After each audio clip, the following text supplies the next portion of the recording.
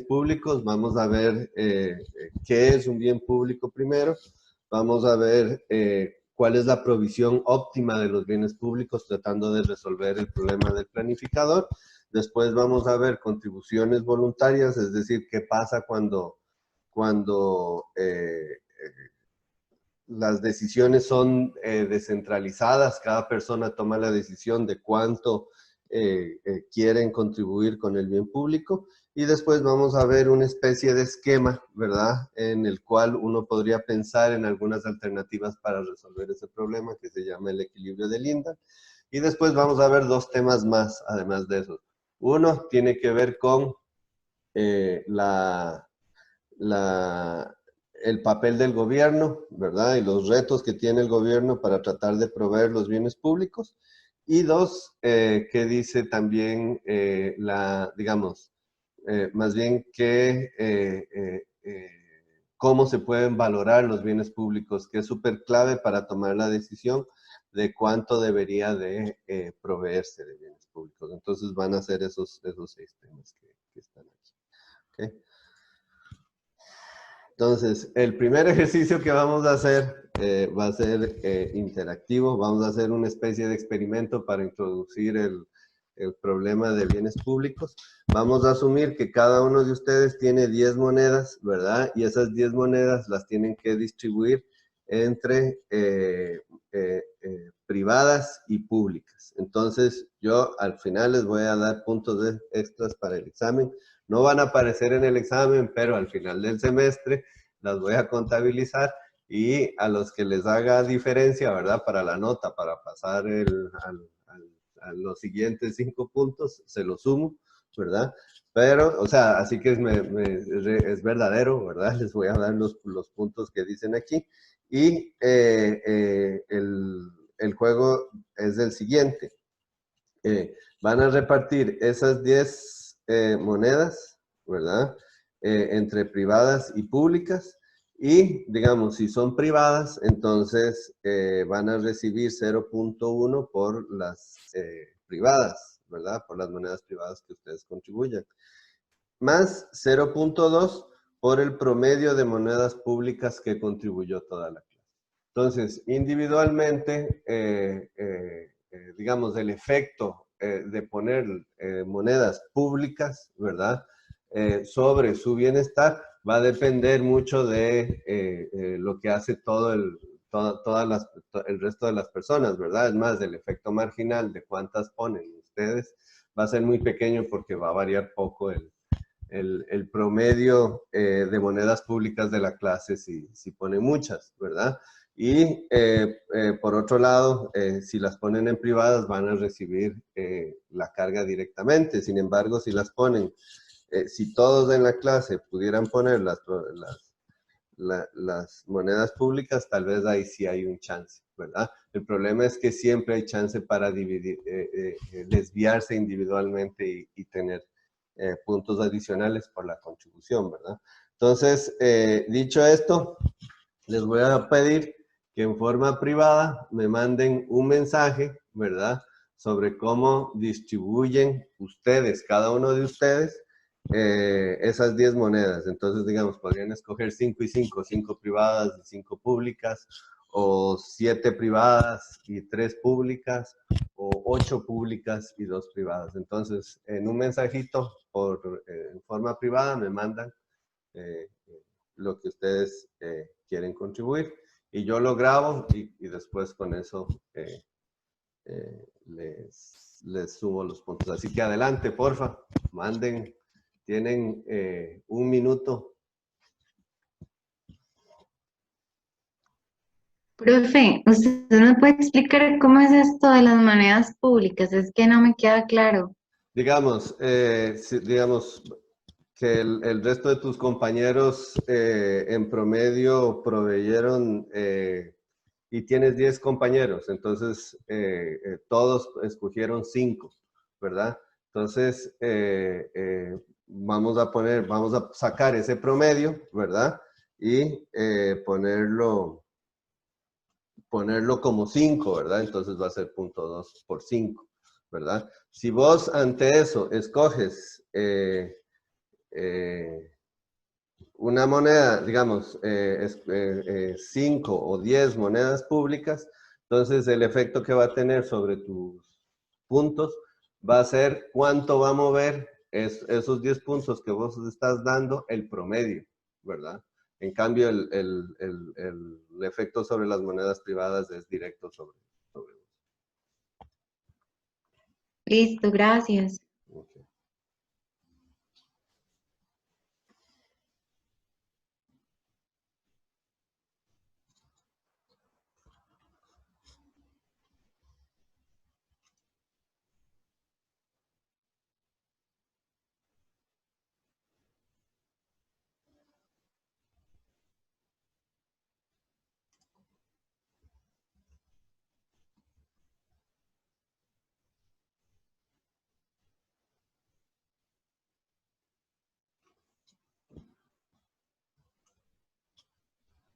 Ok, tengo 13, todavía nos faltan bastantes.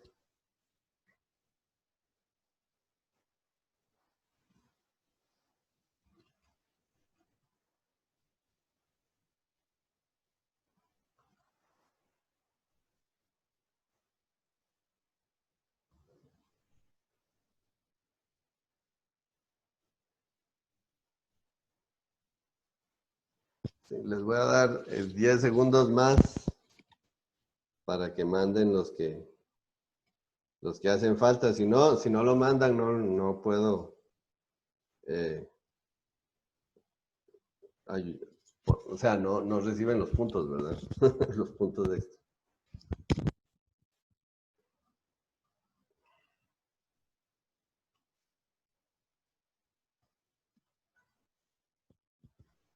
Ok, falta alguien.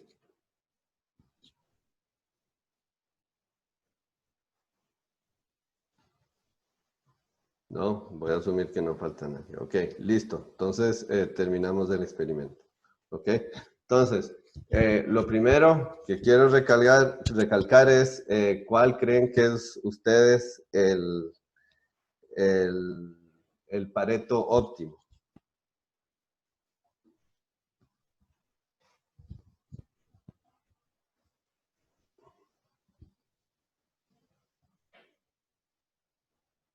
Todas las monedas que sean públicas.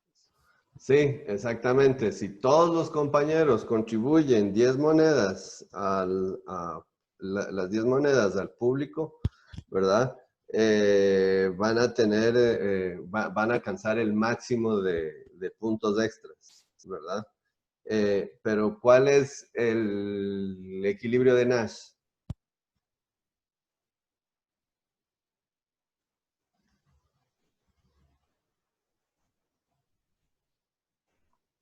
Cinco y cinco, ¿no?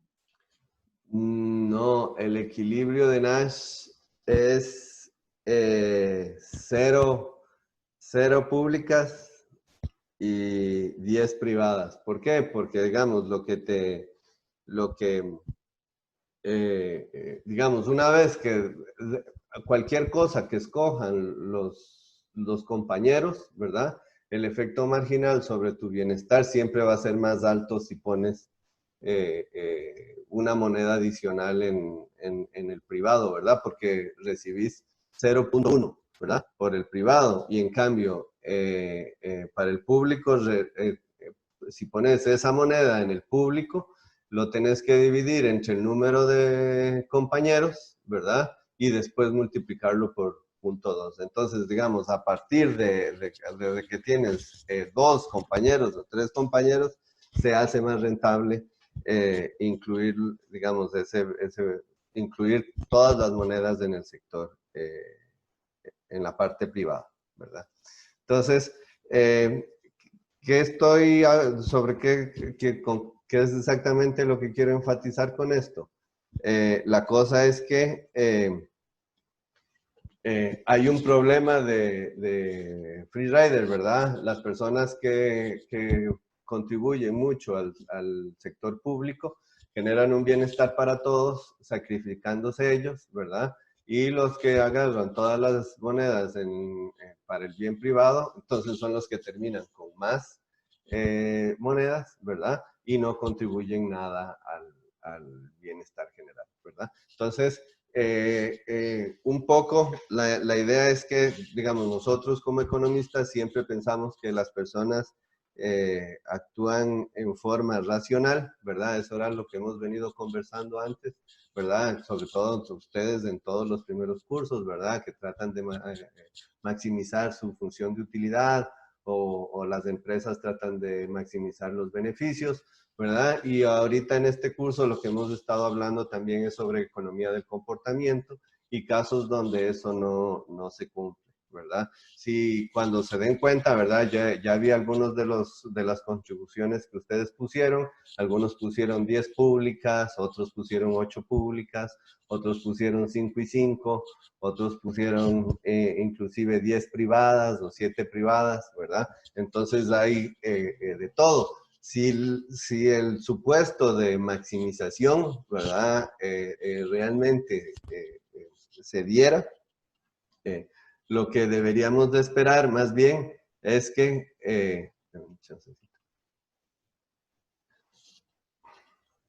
¿me oyen bien? Sí, profe. Ok. Digamos, lo que se debería de esperar es que todos escogieran el óptimo, pero no es así, ¿verdad? La mayoría está escogiendo algún nivel de contribución pública. Entonces, esto es uno de las primeras, de los primeros resultados interesantes en términos de bienes públicos, ¿verdad? En contribución de bienes públicos. La teoría nos dice que no debería, la gente no, todos van a tratar de hacer de ser free riders, ¿verdad? Y lo que encontramos realmente es que no, que la gente sí contribuye. Estos tipos de experimentos empezaron a correr, de hecho, con estudiantes de economía, ¿verdad? Que inclusive están entrenados para pensar de esa forma, ¿verdad? Traten de maximizar su propio bienestar e inclusive ellos tienden a dar contribuciones que rondan entre el 20%. Más o menos eso es lo que se encuentra en la mayoría de experimentos de este tipo de bienes públicos, que los individuos contribuyen alrededor del 20% de sus dotes iniciales. Entonces, lo más común o el promedio es que 2 monedas fueran al sector público y las otras 8 al privado, ¿verdad? Y bueno, ya otra cosa que es interesante es que dependiendo de los contextos, también cambian las contribuciones. Habían encontrado, por ejemplo, que hicieron estudios alrededor del mundo y encontraron, por ejemplo, que en los países asiáticos las personas tienden a ser mucho más equitativas y tienden a contribuir casi un 50% al bien público, ¿verdad? Y ahora vamos a ver un poquito más sobre los resultados de los experimentos, porque, por ejemplo, cuando uno conoce a las personas con las que está jugando, las contribuciones suben muchísimo. Inclusive si los dejan coordinar antes, ¿verdad? Muchas veces los resultados llegan a ser el óptimo de Pareto, ¿verdad? Entonces, digamos, todos esos juegos, ¿verdad? Se utilizan para ver qué políticas se pueden utilizar para resolver el problema del bien público, del free rider, ¿verdad? Del bien público y llegar al óptimo de Pareto. Entonces, eso es más o menos lo que vamos a estudiar hoy. ¿Alguna pregunta sobre eso? No, profe. No. Entonces, antes de definir qué es un bien público, ¿verdad? Que ya, digamos, con el experimento lo pudimos definir un poquito, pero ya para definir formalmente qué es un bien público debemos definir 2 conceptos importantes. Uno es la rivalidad. Estoy seguro que estas cosas las vieron en introducción a la economía e inclusive en algunos cursos de micro. Entonces, hay 2 conceptos súper importantes relacionados con la definición de un bien público. Uno es la rivalidad y otro es la exclusión. Entonces, ¿qué significa que no haya rivalidad? Significa que el consumo del bien público por un hogar o por un individuo no reduce la cantidad disponible para el consumo de ningún otro hogar o de ningún otro individuo. Eso lo que significa es que, digamos, si hay rivalidad, una vez, por ejemplo, un bien privado como una manzana, una vez que una persona come esa manzana, se come esa manzana, ya ninguna otra persona puede comer, ¿verdad?, de esa misma manzana. Entonces ahí hay rivalidad en el consumo. Y ahora vamos a ver ejemplos cuando no hay rivalidad. Exclusión se trata de si hay una estructura, ya sea física o legal, ¿verdad?, para excluir a las personas del consumo de el bien, ¿verdad? Entonces, si el bien público es ofrecido, ningún hogar puede ser excluido de su consumo, o puede ser excluido, pero solo a un costo muy alto. Ahí vamos a ver que digamos, muchas veces los costos de la exclusión son altísimos y por eso muchos bienes, aunque teóricamente podrían ser no públicos, terminan siendo públicos porque el costo de la exclusión es muy alto, ¿verdad? Entonces, la definición a partir de esos dos conceptos de un bien público es que no hay rivalidad en el consumo y no se puede excluir a los agentes del consumo, ¿verdad? Profe, ¿me Sí. puede dar un ejemplo de eso, de exclusión? De exclusión, digamos, podría ser aire limpio. Digamos, si hay aire limpio, no puedes llegar a una persona y decirle, hey, no disfrute del aire limpio. Puedes hacerlo a un costo muy, muy alto. El típico ejemplo del libro de Estados Unidos es la defensa del país, ¿verdad? Siempre son ejemplos de guerra y de defensa, ¿verdad? Y entonces dicen, bueno, si defendemos al país, las personas que viven adentro de Estados Unidos, todas están cubiertas, ¿verdad? Entonces no hay forma de excluirlas de ese beneficio.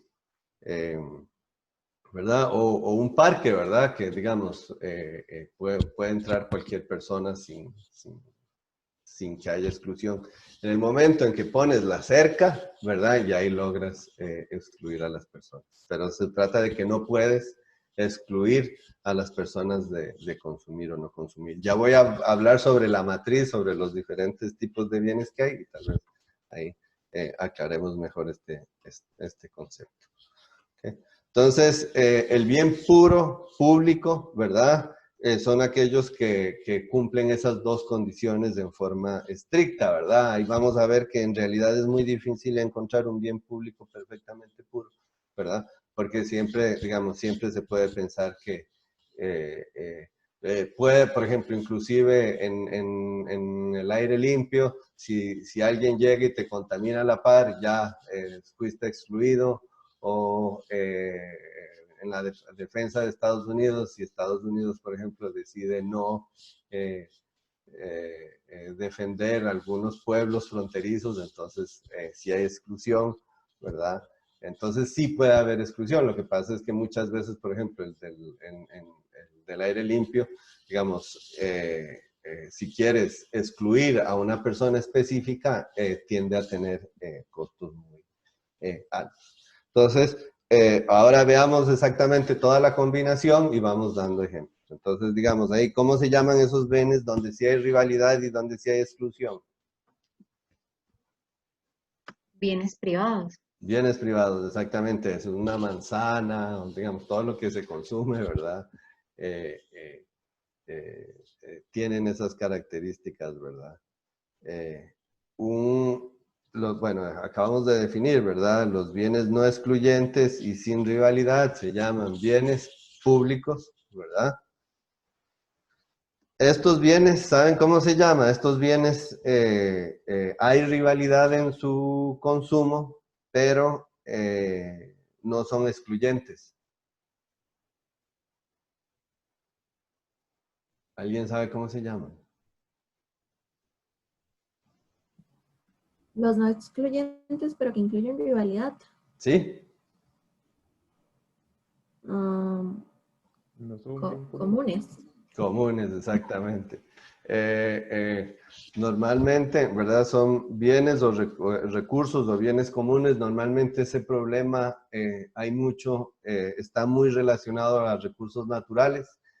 Por ejemplo, los peces que están en el mar. Digamos, si se pesca uno, ya hay rivalidad, ¿verdad? Porque en el momento en que pescas uno, ¿verdad? Ya nadie más puede pescar ese bien, ¿verdad? Pero no hay forma de excluir a... que digamos, los barcos japoneses o chinos vengan a Costa Rica a pescar, ¿verdad? Entonces, cuesta muchísimo más esa exclusión, ¿verdad? Tendríamos que tener un montón de guardacostas para poder ejercer esa exclusión. Entonces, termina siendo, en términos prácticos, no hay forma de excluir, ¿verdad? Pero sí hay rivalidad en el consumo, pero no hay forma de exclusión. La exclusión tiene costos altísimos. Y los bienes que sí tienen, sí se pueden excluir, pero no hay rivalidad en el consumo.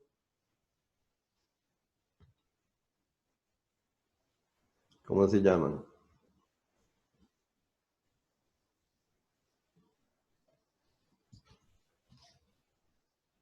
Algunos saben, si no, me avisan, les digo.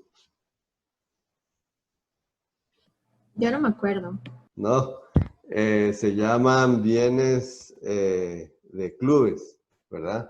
¿Por qué? Porque, digamos, el típico ejemplo de un bien público es un parque público, ¿verdad? Y ese parque público, no había exclusión porque todo el mundo podía entrar o salir, pero cuando salieron los clubes, ¿verdad? Entonces sí eran parques que se acercaban y entonces sí se podía haber exclusión, ¿verdad? Y no había rivalidad en el consumo, ¿verdad? En el hecho de que cualquier persona, digamos, podía entrar digamos, cualquier persona que los dueños del club lo aceptaban, podían entrar y muchas personas podían disfrutar del mismo club simultáneamente sin problemas. Otro ejemplo, ¿tienen algún ejemplo de rivalidad y que no haya rivalidad y que sí haya exclusión en el consumo? ¿Se les ocurre algún ejemplo?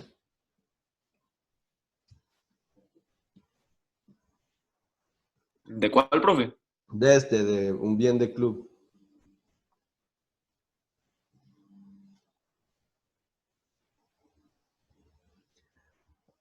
Ahora hay más, ¿verdad? El ejemplo, digamos, el ejemplo típico Como un servicio de streaming como Netflix, tal vez. Exactamente. Ese es exactamente un bien de club, ¿verdad? No hay rivalidad en el consumo porque muchísimas personas pueden estar utilizando Netflix simultáneamente, ¿verdad? Pero sí hay exclusión. Entonces, todos Eso esos... es también como, profe, como los peajes.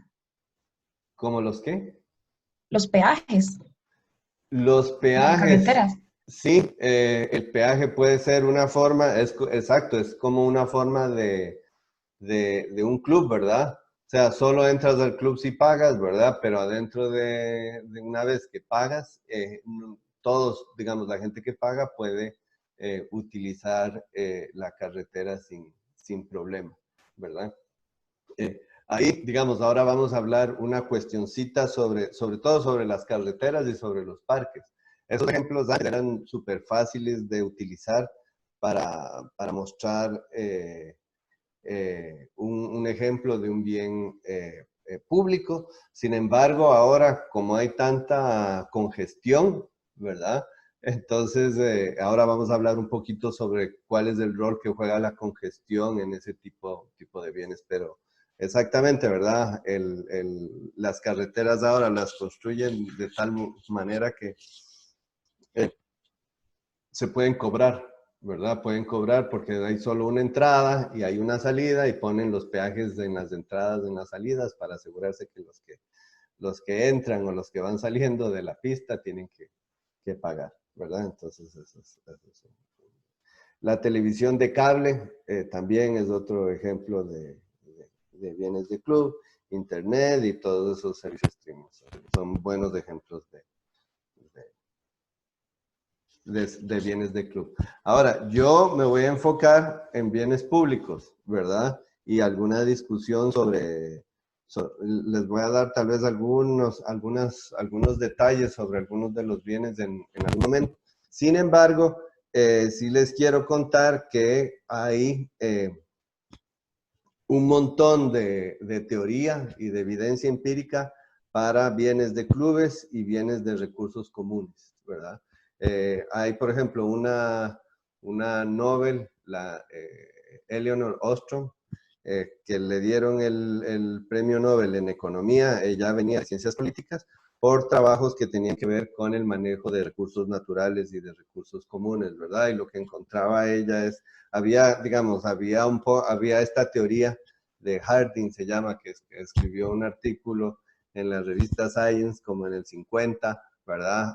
Más o menos mostrando el problema del free riding y un poco el problema que acabamos de ver con los puntos del examen, ¿verdad? Y lo que ella argumenta es que eso ocurre solo bajo esa situación, pero hay un montón de situaciones donde la gente empieza a cooperar, ¿verdad? Y la teoría se basa muchísimo en que hay normas de comportamiento, las sociedades generan normas de comportamiento que hacen que la gente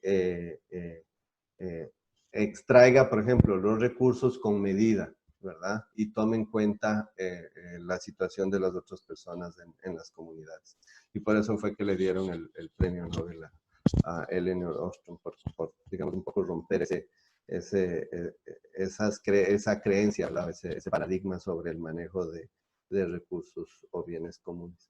Porque es fatídico también, ¿verdad? Pensar que no hay forma de resolver ese problema puede generar situaciones bastante perversas. ¿Okay?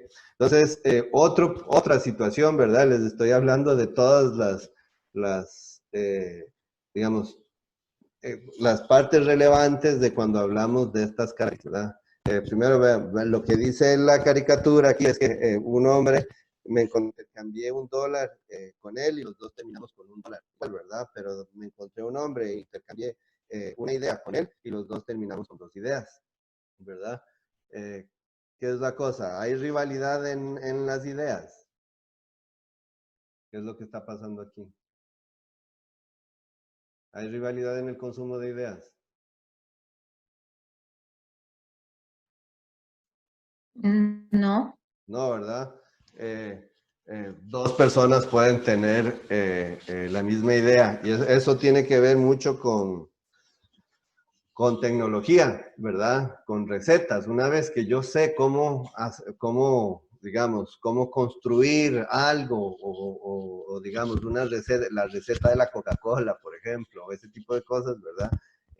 Eso no se puede, no hay rivalidad, ¿verdad? Todas las personas podrían tener información sobre cómo se hace la Coca-Cola, o cómo se hace un pie, o cómo se hacen galletas, ¿verdad? Y a partir de eso también hacerlas, ¿verdad? Entonces las ideas no tienen rivalidad y entonces en general, ¿verdad? La tecnología, la forma, el procedimiento de cómo se hace algo, ¿verdad? No hay rivalidad, ¿verdad? Eso es súper importante porque, bueno, si ustedes han llevado el curso de crecimiento, ¿verdad? Mucho del crecimiento responde a los desarrollos tecnológicos, ¿verdad?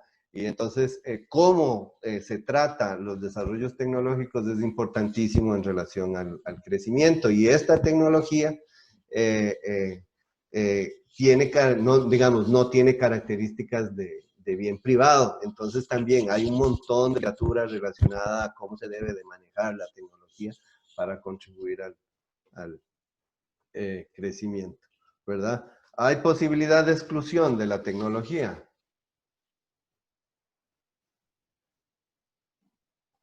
Sí. Dame un ejemplo.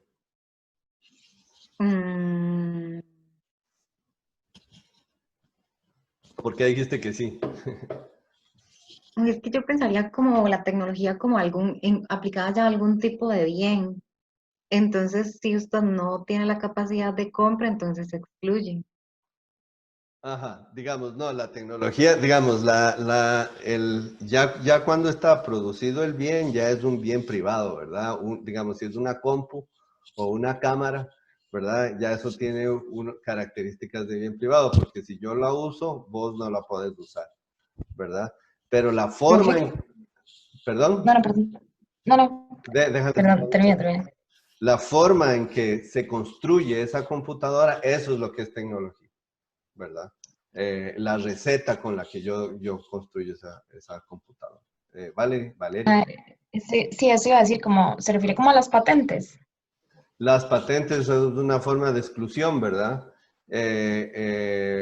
Por ejemplo, lo van y lo escriben en la ley de patentes, ¿verdad? Y entonces ya hay una prohibición sobre poder utilizar esa receta, aunque ya existe, ¿verdad? Esa es una forma de exclusión.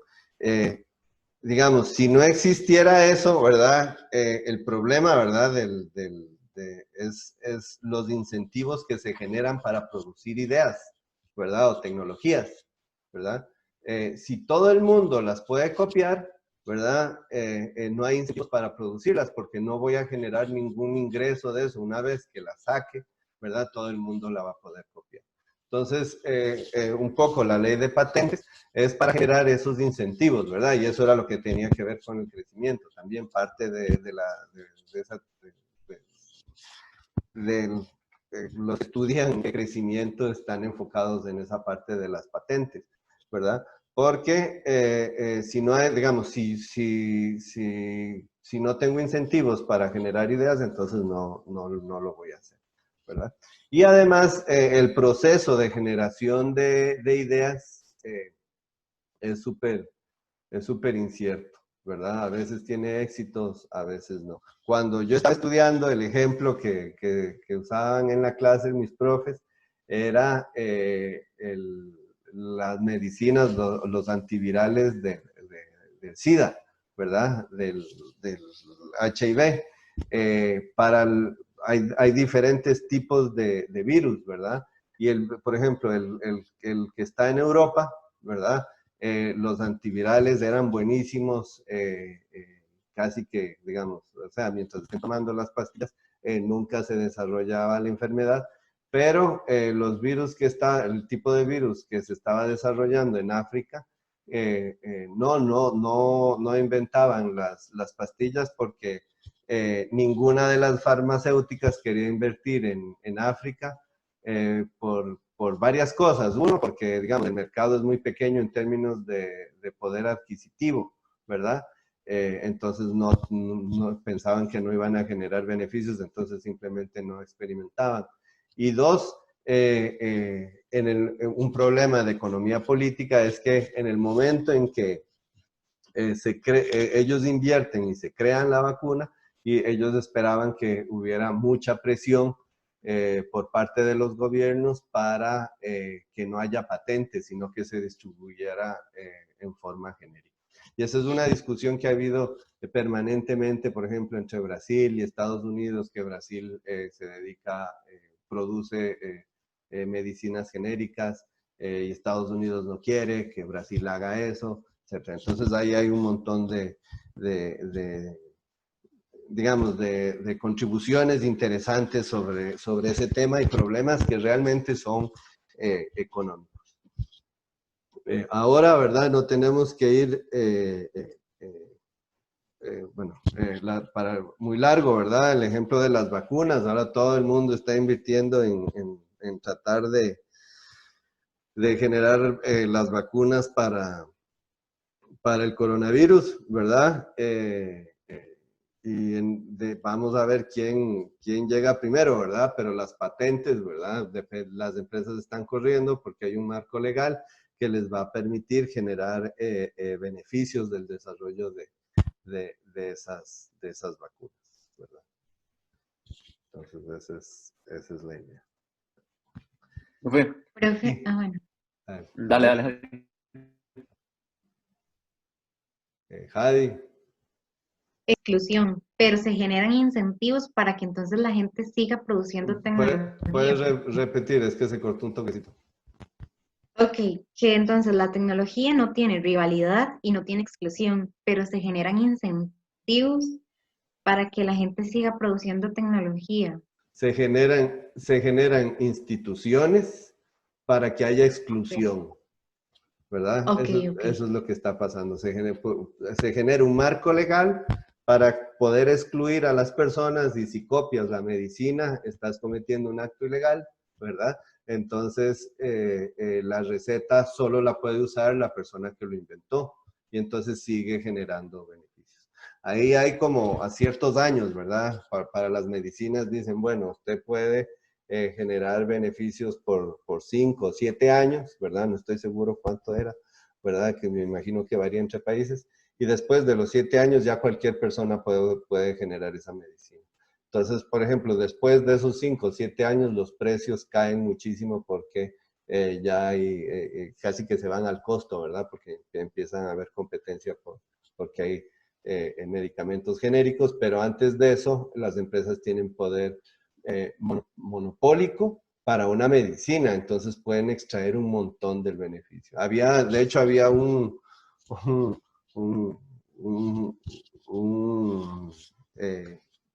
inversor, digamos, de alguien de Wall Street, jovencito, que empezó a aprovecharse de eso y que los tribunales de Estados Unidos lo trataron de llevar a la cárcel porque supuestamente estaba tratando de, o sea, pero era lo que estaba haciendo eso, ¿verdad? Estaba aprovechándose del poder monopolístico que le da la invención, la inversión en las medicinas o la creación de la medicina, ¿verdad? Y la estructura legal para empujar los precios lo más alto que podía de las medicinas. Y entonces, digamos, se había como quintuplicado el precio de medicinas que tenían que ver con el HIV, ¿verdad? Entonces, todo ese tipo de cosas pasan, ¿verdad? Y entonces todos son problemas económicos, y entonces hay que tienen que ver, todo esto tiene que ver con las características de los bienes. Daniel era, ¿verdad?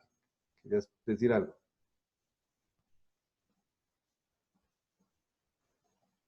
Aló.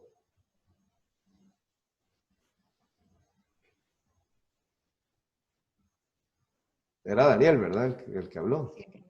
Ya no. Ya no. Bueno, démosle chance, tal vez regrese. Entonces, ok, eso es todo. Entonces, otras clasificaciones de bienes públicos, ¿verdad? Se pueden clasificar los bienes públicos por obligatoriedad en el consumo, ¿verdad? Hay unos que son obligatorios y hay otros que no. Un parque, por ejemplo, no es obligatorio, pero, por ejemplo, la defensa de Estados Unidos es obligatoria, ¿verdad? Porque no hay forma de salir. O la limpieza del aire, digamos. Si yo vivo en cierto lugar y el aire es limpio, estoy obligado a consumir ese aire limpio. No puedo decidir no consumirlo un día y otro no, ¿verdad? También se pueden separar según su jurisdicción. Hay bienes públicos que son locales y otros que son nacionales, ¿verdad? Y ahora vamos a ver un poco sobre la teoría que tiene que ver con creo que no me va a dar chance de verlo, pero nada más se los cuento. Digamos, cuando los bienes públicos son locales, ¿verdad? Cuando la inversión de los bienes públicos es local y otras personas de otras jurisdicciones lo pueden utilizar, se genera un problema como de que uno le podría llamar externalidad, ¿verdad? O sea, mi jurisdicción, digamos que yo soy el alcalde de San José y entonces invierto en la Sabana, ¿verdad? Ese bien público es un bien público de San José, ¿verdad? Pero toda la gente afuera del cantón de San José, ¿verdad? Pues llegan y disfrutan de la Sabana, ¿verdad? Del cantón de Santana, del cantón de Escazú, del cantón de Montes de Oca, pueden llegar inclusive de Heredia y de Alajuela, pueden llegar a disfrutar de la Sabana. Entonces, sin embargo, yo como alcalde estoy solo enfocado en el bienestar de mis constituyentes, ¿verdad? Solo de la gente que vive en San José. Entonces, lo que se genera es un problema de provisión óptima del bien, porque no tomo en cuenta los beneficios que le genera la construcción de de parques, aunque sea en San José, a las personas que están alrededor, ¿verdad? De la misma forma podría salirme de San José y construir un parque en Alajuela y pensar que tiene beneficios para gente de San José, ¿verdad? O derecha, ¿verdad? Entonces, eso hace que, digamos, la jurisdicción también en la que se hace el bien público y el tamaño del bien público me genere otro tipo de problemas de suboptimalidad. Ahora, digamos, vamos a otras, siguiendo sobre el tema de clasificación de bienes públicos. La defensa del territorio nacional es de consumo obligatorio o no obligatorio. Ya les dije, ¿verdad? Es obligatorio. ¿Es nacional o local?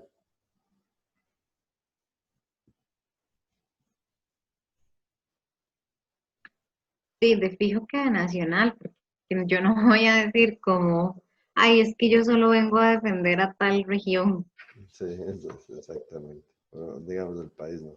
La señal de radio, ¿consumo obligatorio o no obligatorio?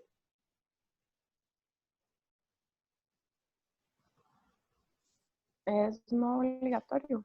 Claro, no obligatorio porque siempre puedes apagar el radio, ¿verdad? ¿Y es nacional o local?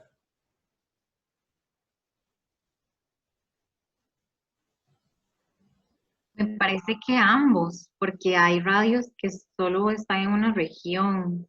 Sí, es correcto. Hay radios que son locales, ¿verdad? Que la señal solo llega a la zona. Y hay radios que tienen alcance nacional, ¿verdad? La reducción de contaminación del aire en San José, ¿es obligatorio o no obligatorio?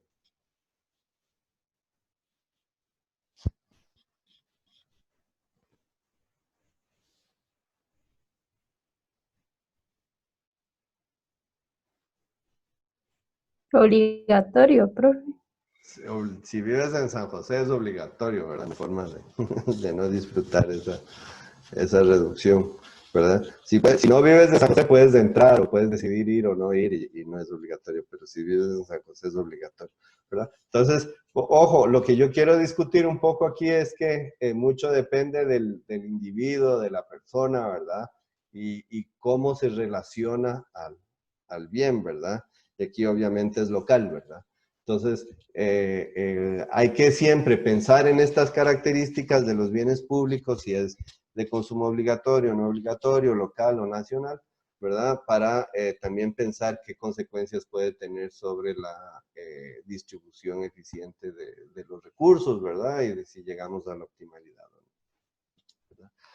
Volviendo un poco al ejemplo de los parques y de las carreteras, ¿verdad? Este es el típico ejemplo donde puede haber congestión, ¿verdad? En la realidad, como les había comentado antes, es muy difícil encontrar un ejemplo de un bien público perfectamente puro, ¿verdad? Y mucho de eso tiene que ver con la congestión.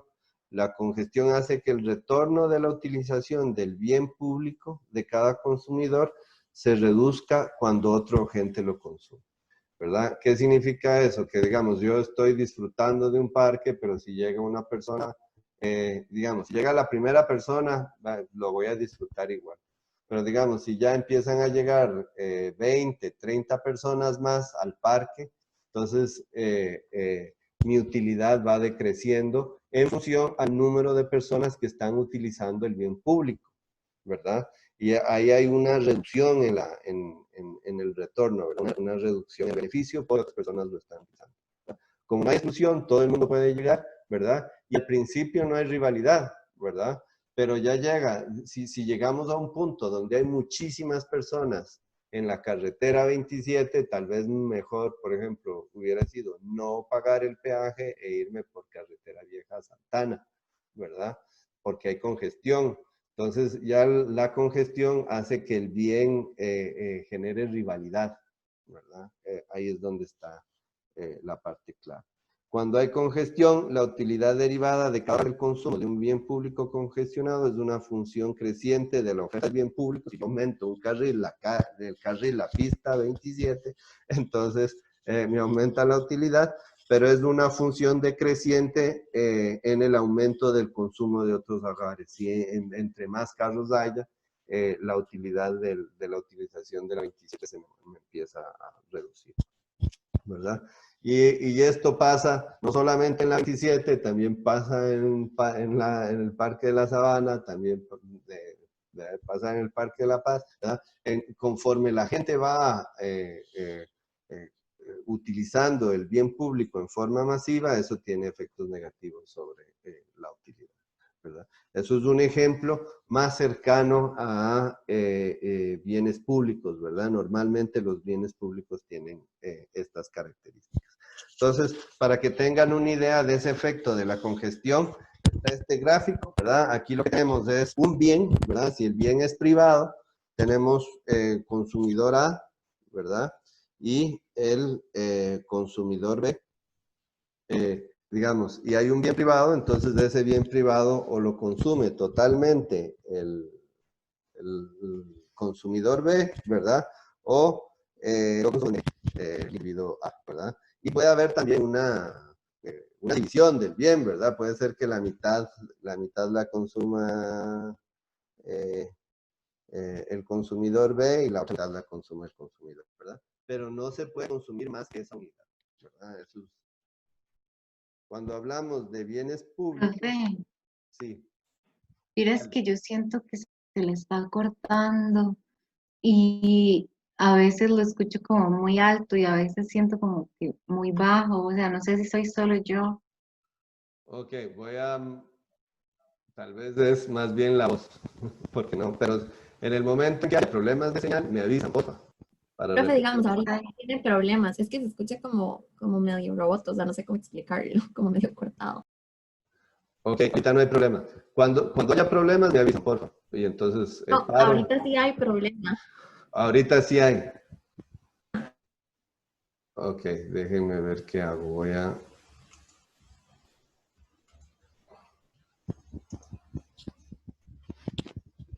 Dame un chance, entonces.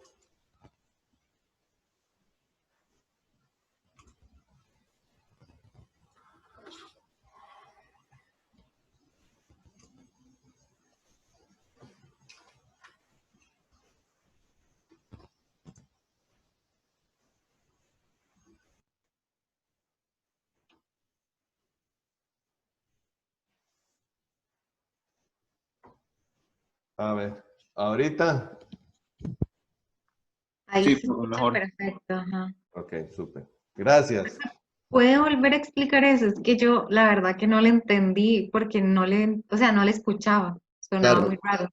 no hay problema.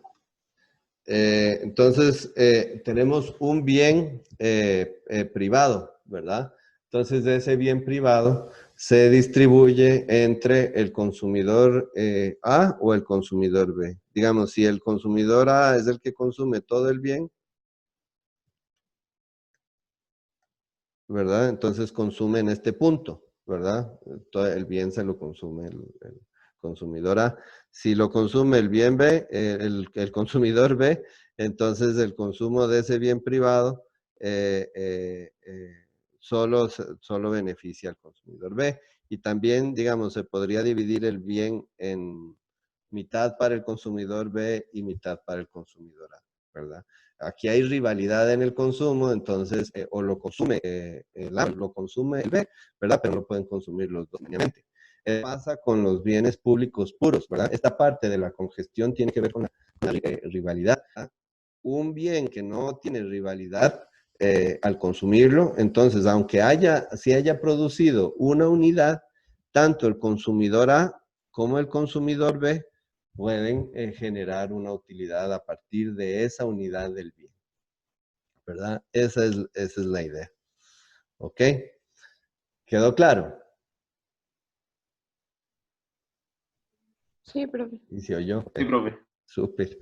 Ok, entonces, la otra cosa que es lo que hace la congestión o los bienes públicos impuros, hacen que no estemos ni en el punto donde esté el bien público puro, ¿verdad? Ni en el punto donde está el bien privado, ¿verdad? Sino una situación en medio. ¿Por qué? porque no hay rivalidad hasta cierto punto, entonces dos personas sí pueden disfrutar del mismo nivel la sabana, ¿verdad? Pero digamos, si la sabana se hace muy pequeñita, ¿verdad? Ya empieza el problema y ya me genera, no me genera la misma utilidad, ¿verdad? No puedo disfrutarlo como que si totalmente solo, ¿verdad? Entonces, ese es el problema de la... ¿Ok? Entonces,